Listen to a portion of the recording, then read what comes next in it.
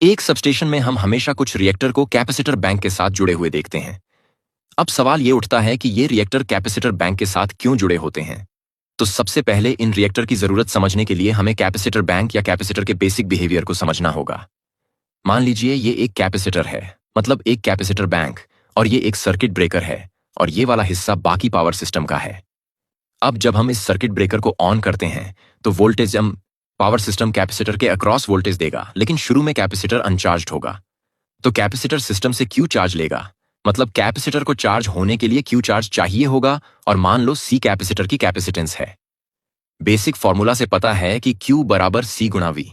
अब अगर हम इस इक्वेशन के दोनों तरफ डिफरेंशिएट करें तो मिलेगा dQ बटे dt बराबर C गुणा dV बटे dt।